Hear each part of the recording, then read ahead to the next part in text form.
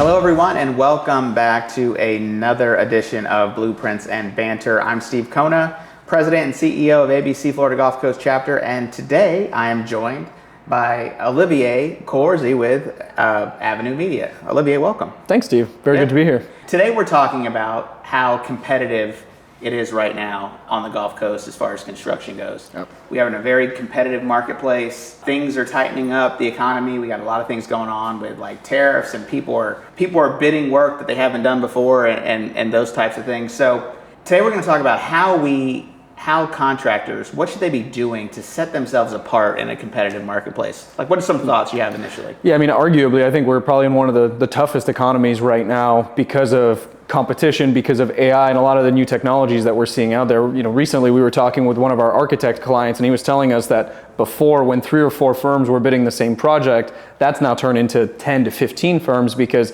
they're leveraging AI to submit their to go through the whole bidding process. And ultimately, that's taking the speed of generating that bid, generating that presentation, generating that proposal, and shrinking it significantly, right, which means the barrier to entry becomes a lot less. So even if they're shortlisted, on the front end, it's increased the competition a lot. Yeah, it's amazing. So the architects are feeling it, and so are the GCs. So, yeah, you know, we've talked to a lot of our GC members who have said, you know, before there was 3 or 4 contractors that would bid on a project. Now there's like 10.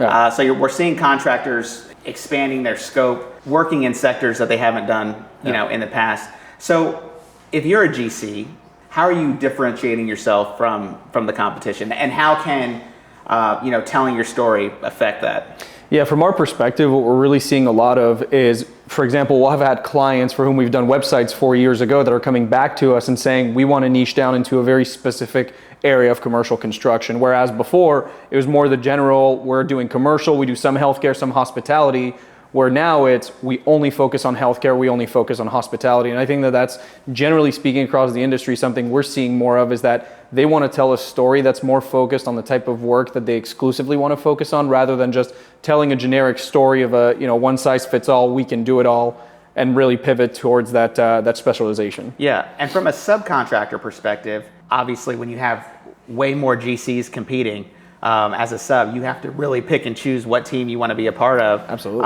And the general contractors want to work with the best subs. So as a sub, how do you differentiate yourself from the competition? Yeah, and I think that's really one of the challenges, but that's where organizations like ABC come in, and I'm sure you're seeing it with a lot of members, that really being present in the organization, staying involved, keeping those relationships with GCs, and really evolving alongside the GCs. If you have a loyal relationship with a GC that feeds you a lot of work, and there's that very loyal, tight relationship, you may want to evolve your company to follow whatever the suit of that general contractor looks like. So how are you seeing it with your members in terms of that evolution? I think what's interesting is our specialty contractor base, our subcontractors. I think you're saying, you know, we are in a labor shortage right now, and you know, they want to make sure that they're bidding the right projects. Yeah. But they also have to attract talent in their pipeline. And I know that you've worked with a lot of folks, being able to work with clients to tell their story on how great it is, not only to work for that company, but work in our industry as well. Yeah. Yeah, and I think that's where a lot of, especially in the commercial side, contractors really miss the mark, where they want to have that differentiator where it's beyond just getting the work, it's recruiting the right people. And a lot of times we'll speak with a commercial contracting firm and say, well, we don't do lead generation, fully mindful that the next hospital project is not going to come from a Google lead, right, but the recruitment piece is. And where the mark is missed a lot of the time is that story is not being told sufficiently well, so that a prospective employee is looking at 2 firms apple to apple, but one looks like they're stale, they're outdated, and maybe the projects aren't updated on their website and in their storytelling. So they feel like the experience they're going to get working in that firm is not going to be the same as one whose perception is going to be at least more elevated from a storytelling standpoint. Yeah, and I think for, you know, in our industry, it's important. So not only do you have to work on lead generation, but you have to work on bringing in talent, and storytelling plays a big part of that. And you have to be able to tell that story about how safe your company is, the processes that you're doing. Talk about what you're seeing from GCs and subs on some tips and tricks that they're doing to kind of build their brand,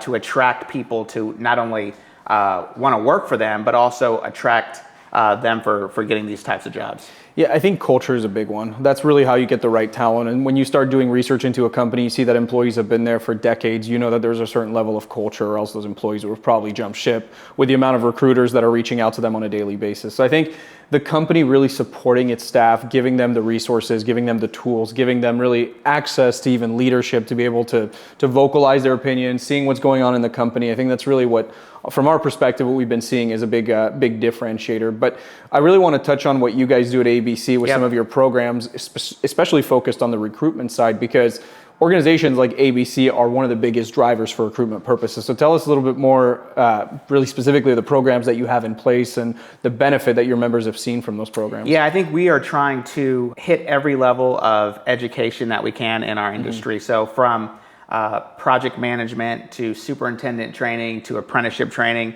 to leadership development, we're trying to hit from safety training, we're trying to hit every area in order to make sure that our members have the ability to access programs that are going to upskill their workers. And I think that separates the good contractors from the bad contractors. The contractors now who are investing in those educational opportunities, from our Next Gen program, which is a leadership program, to our apprenticeship program that we're training 10 different trades. Like, it is vital right now in our industry that you're attracting people and then you're able to upskill them when you get them in the door. I think that's a really good point, is that the investment shouldn't just be in the storytelling, but you should actually truly invest in your people through situations like this where there's programs that are in place and you're sending your employees there and saying, I think this would be beneficial for the company, but it would be beneficial for you. And these are going to be skills and resources that you're going to have even if you move on the other side of the country, go join an ABC chapter in California, you're taking those skills alongside you. Yeah, and I tell this to our contractor members all the time, like, your biggest recruiters are your workforce. How they work on job sites, how efficient they are, how skilled they are, that attracts other people to want to be part of your organization. Yeah. And I think that that's another part that a lot of contractors miss, is that you can tell the story as well as you want to, but ultimately if you're not following through with that story and actually delivering on it, it's only going to go so far until the word spreads and people realize it's really all a facade. Right.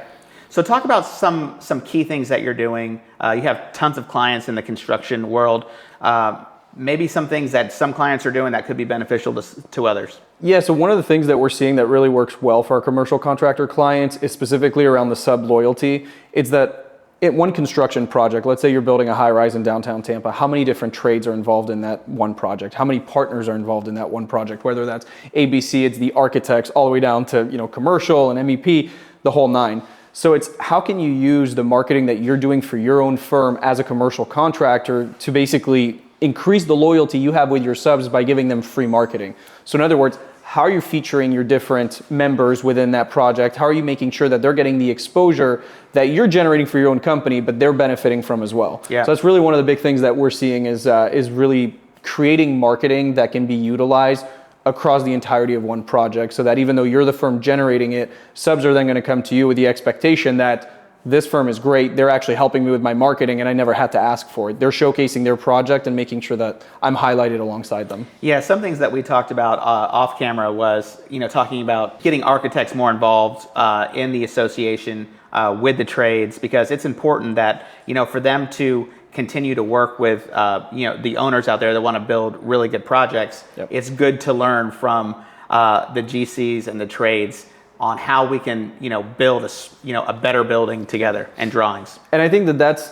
sometimes the misconception that people get with trade organizations like ABC is that, well, if I'm an architect, I'm not necessarily going to get the jobs or the value out of it. And I think it's a massive misconception, because ultimately the relationships that you're building, to your point, are going to lead to better buildings, better construction, better collaboration, and better partnerships. So really, I implore the architects that are in our area to join ABC and become members. Yeah, and I tell this to people all the time, like, a construction project is only as good as the construction team that's around it. And I think the more that you can surround yourself with good partners, everyone doing the right thing for their employees as far as training, when you develop that kind of teamwork, and construction is the biggest team sport around, and there's a lot of risk involved, and there's a lot of things that can go wrong on a construction project, but if you have the right team in place, you're going to build a phenomenal project. And I think ultimately it sets a standard, right? Is that if that standard now is elevated because there's that same level of training, that same level of expertise across the board, the smaller firms that may not want to do that same investment in those core programs,